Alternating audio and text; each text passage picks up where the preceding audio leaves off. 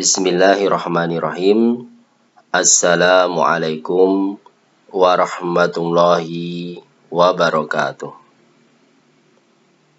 Alhamdulillahirabbil alamin. Wassalatu wassalamu ala asrofil anbiya'i wal mursalin nabiyyina Muhammadin wa ala alihi wa sahbihi ajmain, amma ba'd.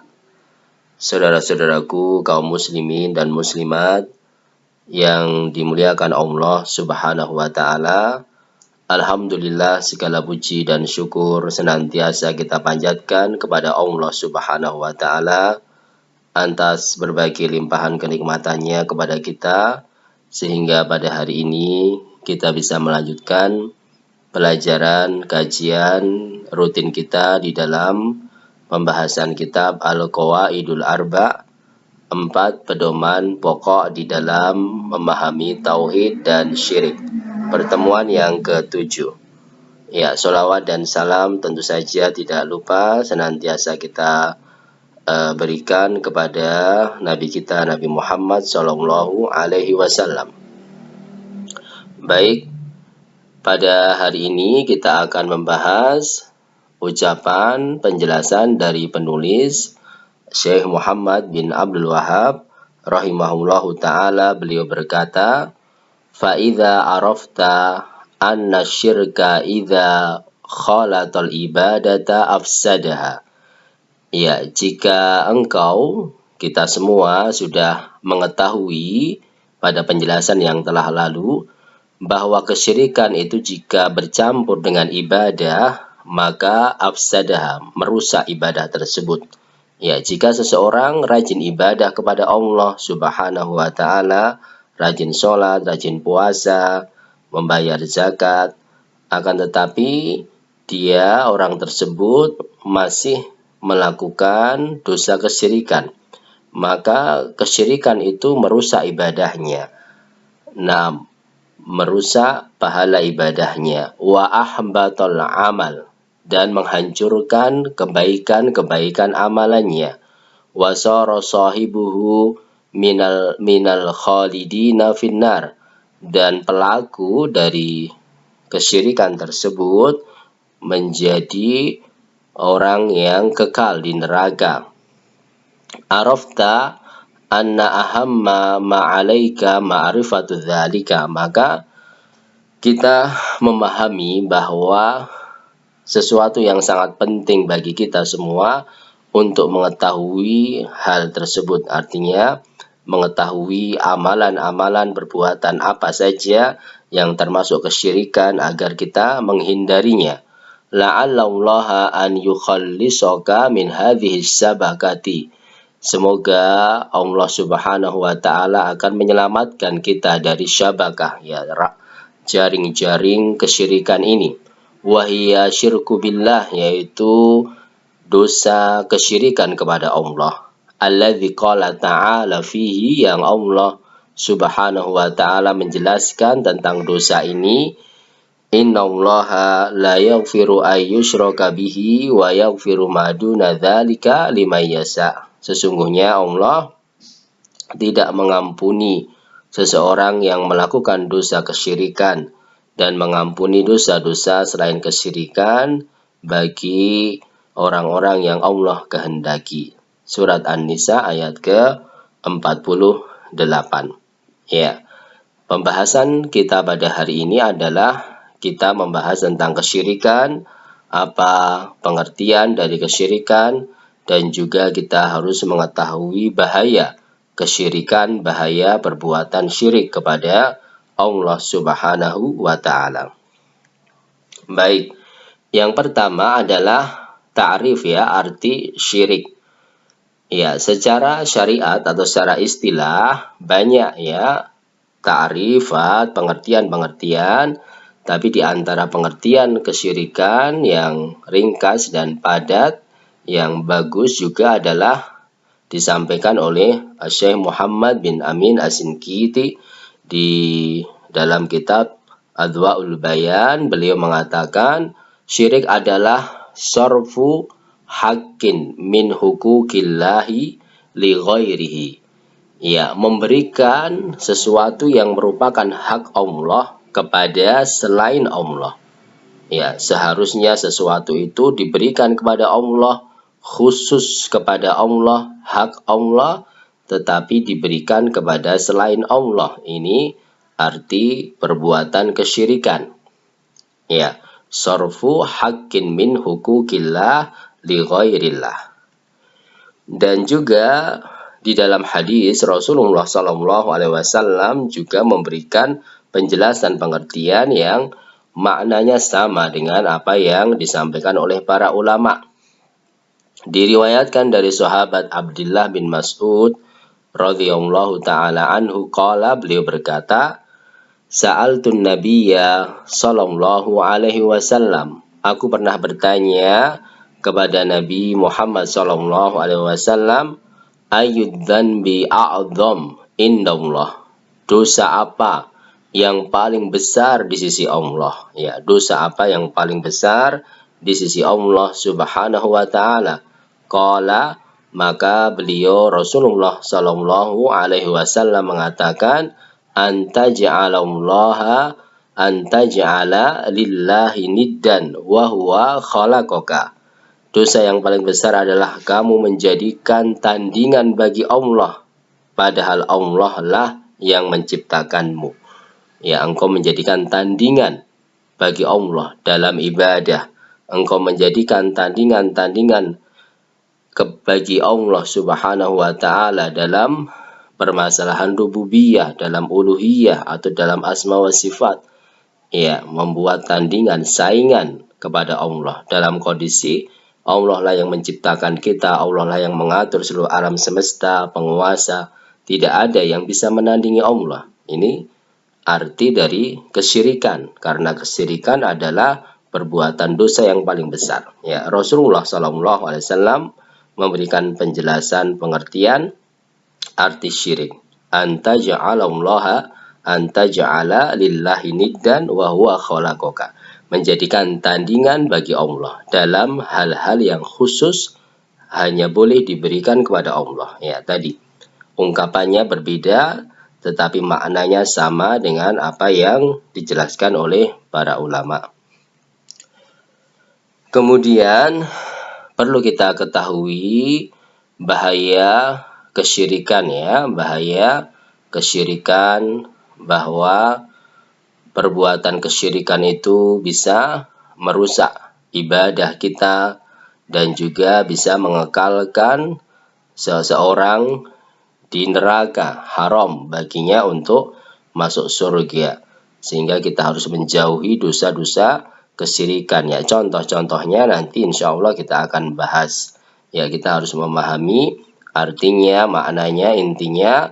Syirik itu adalah sesuatu yang merupakan hak Allah. Seperti misalnya hak Allah itu adalah menciptakan, menurunkan hujan, memberi rezeki, itu hak Allah. Ya, kalau ada seseorang berkeyakinan yang bisa memberikan rezeki itu selain Allah, maka keyakinannya itu adalah keyakinan kesyirikan, perbuatan kesyirikan. Ya. Atau misalnya doa itu harus dipersembahkan, meminta hanya kepada Allah. Tapi ada orang yang berdoa kepada selain Allah, berarti dia telah berbuat syirik karena memberikan hak Allah diberikan kepada selain Allah. Menyembelih binatang misalnya, itu ibadah, hanya boleh diberikan kepada Allah. Tapi ada seseorang menyembelih untuk selain Allah, maka dia telah berbuat kesyirikan karena memberikan hak Allah kepada selain Allah. Ya, dosanya, bahayanya tadi ada banyak, tetapi dua saja ini sangat cukup untuk kita menghindarinya, untuk kita bisa menjauhi dosa kesyirikan ini. Ya, yang pertama tadi, bahwa dosa kesyirikan itu akan menghapus seluruh kebaikan yang dilakukan oleh manusia. Allah Subhanahu wa taala menjelaskan dalam surat Al-An'am ayat ke-88. Walau asyraku la habita anhum ma kanu ya'malun. Kalau mereka manusia itu berbuat kesyirikan, pasti akan terhapus amalan-amalan kebaikan yang telah mereka lakukan. Ya, tidak berguna, tidak bermanfaat amalan kebaikan, seluruh amalan kebaikan. Walaupun seseorang rajin sholat, rajin puasa, tapi kalau masih tercampuri dengan dosa kesyirikan, maka amalan kebaikannya itu hilang, terhapus, tidak dianggap oleh Allah Subhanahu wa Ta'ala. Maka bahaya sekali dosa kesyirikan, karena bisa menghancurkan, memusnahkan seluruh amal kebaikan manusia yang sudah capek-capek dikerjakannya. Kemudian bahaya yang kedua tadi, bahwa kesyirikan itu akan menyebabkan seseorang haram, tidak mungkin bisa masuk surga. Ya, dijelaskan oleh Allah Subhanahu wa Ta'ala dalam surat Al-Maidah ayat ke-72. Innahu may yusyrik billah faqad harramallahu alaihil jannah wa ma'wahun nar. Ya, yang artinya sesungguhnya barang siapa yang berbuat kesyirikan kepada Allah, maka Allah telah mengharamkan baginya surga. Haram artinya tidak mungkin bagi seseorang tadi masuk surga selama-lamanya. Dan tempatnya di mana? Di neraka, kekal selama-lamanya, tidak akan keluar dari neraka. Ya, sungguh bahaya sekali ya. Dosa kesyirikan akan mengharamkan seseorang dari surga, mengekalkan seseorang di neraka. Ya. Maka kita harus tahu, mempelajari apa dosa kesyirikan dan contoh-contohnya, tujuannya untuk apa? Agar kita menghindarinya, menjauhinya. Ya, kemudian perlu kita ketahui bahwa hal-hal yang kita sampaikan tadi, bahaya-bahaya tadi adalah yang dimaksud adalah syirik besar, syirik akbar. Di sana ada syirik kecil, syirik asghar. Perbedaannya apa? Kaidah, ya, pedoman yang bisa kita gunakan untuk mengetahui perbedaan antara syirik besar dan syirik kecil, yaitu kalau syirik besar itu keyakinan dalam hati seseorang selain Allah itu bisa mendatangkan manfaat atau menghindarkan bahaya dari dirinya sendiri, dari benda itu, dari selain Allah itu bisa mendatangkan manfaat atau menghindarkan bahaya dari dirinya sendiri. Ya, maka ini termasuk keyakinan syirik akbar. Apa contohnya? Ya, keyakinan seseorang bahwa misalnya apa? Ake, ya, cincin. Cincin ini bisa mendatangkan manfaat, bisa menyembuhkan penyakit atau menghindarkan bahaya, menghindarkan dari gangguan-gangguan setan atau gangguan-gangguan jin misalnya. Ake, cincin atau keris ini bisa memberikan manfaat, menyembuhkan seluruh penyakit misalnya dari keris itu sendiri. Ya, keris ini keris sakti, keris ampuh, ya, bisa menyembuhkan penyakit. Maka keyakinan ini termasuk syirik akbar. Karena apa? Yang bisa menyembuhkan penyakit itu hanya Allah. Ya, kalau ada keyakinan selain Allah bisa menyembuhkan penyakit, itu berarti syirik. Dia membuat tandingan Allah. Ya, membuat tandingan bagi Allah. Ini syirik akbar dan bahayanya sudah kita sebutkan. Kemudian perbedaan dengan syirik kecil. Kalau syirik kecil itu adalah keyakinan bahwa Allah lah yang bisa mendatangkan manfaat dan bisa menghindarkan bahaya. Tetapi selain Allah itu hanya sebagai sebab, tetapi tidak didukung bukti syariat dan bukti ilmiah. Ini syirik asghar. Contohnya apa? Seperti tadi, seseorang punya ake, punya cincin, ya. Kemudian mempunyai keyakinan ada orang yang sakit, kemudian disuruh untuk memakai cincin ini, ya kamu pakai cincin ini, berdoalah kepada Allah, memintalah kepada Allah kesembuhan, yang bisa menyembuhkan Allah, tetapi melalui perantara sebab cincin ini. Setelah kamu berdoa kepada Allah, maka usap cincin ini 7 kali. Ya, usapkan di perutmu, di tempat sakitmu. Nanti insya Allah akan sembuh dengan sebab cincin ini. Tetapi yang menyembuhkan Allah. Cuma cincin ini sebagai sebab. Ya, maka ini termasuk syirik kecil. Kenapa syirik kecil? Karena keyakinan bisa mendatangkan manfaat, sebab bisa mendatangkan manfaat cincin tadi, itu tidak ada dalil tanpa didukung bukti, ya, dalil. Baik secara syariat ataupun secara ilmiah. Secara syariat artinya dalam Al-Quran tidak ada keterangan bukti bahwa cincin akik ini bisa menyembuhkan penyakit, tidak ada. Dalam hadis juga tidak ada. Maka tidak ada bukti dalil secara syariat. Secara ilmiah, penelitian medis atau klinis juga tidak ada bahwa akik cincin ini melalui riset penelitian tidak ada bukti bisa menyembuhkan penyakit. Maka jika ada seseorang mempunyai keyakinan cincin ini sakti, cincin ini ampuh sebab kesembuhan tanpa bukti syariat, tanpa bukti ilmiah, maka termasuk syirik kecil. Selama keyakinan yang menyembuhkan Allah cuma melalui sebab cincin ini. Ya. Ini syirik kecil. Tapi bedanya dengan syirik akbar apa? Kalau cincin ini yang bisa menyembuhkan adalah cincin ini dari dirinya sendiri, maka syirik besar. Tapi kalau yang menyembuhkan itu Allah melalui sebab cincin ini, tetapi tidak didukung bukti. Ini syirik kecil. Tapi kalau ada bukti secara syariat, contohnya apa? Madu, ya. Dalam Al-Quran, Allah menjelaskan bahwa madu itu fihi syifa. Dalam madu itu ada obat.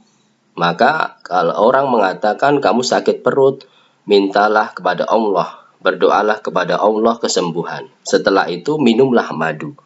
Karena ada bukti syariat, maka itu boleh. Bukan kesyirikan. Karena ada bukti syariat. Bukti ilmiah apa? Obat dari dokter, terbukti secara klinis, secara medis, ya, kamu sakit, maka berdoalah, memintalah kesembuhan dari Allah. Dan setelah berdoa, minumlah obat ini yang memang sudah terbukti secara medis, secara ilmiah, sudah ada penelitian, ada riset, ini bermanfaat. Maka ini boleh, bukan kesyirikan karena ada bukti ilmiah melalui penelitian. Baik, itu boleh.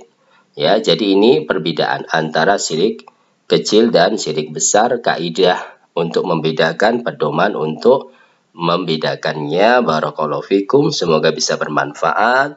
Dan kesimpulan dari pembahasan kita tadi, bagaimana bahaya syirik akbar, pengertiannya dan bahayanya, sehingga kita perlu mempelajari untuk menghindari, menjauhinya. Semoga bisa bermanfaat. Assalamualaikum warahmatullahi wabarakatuh.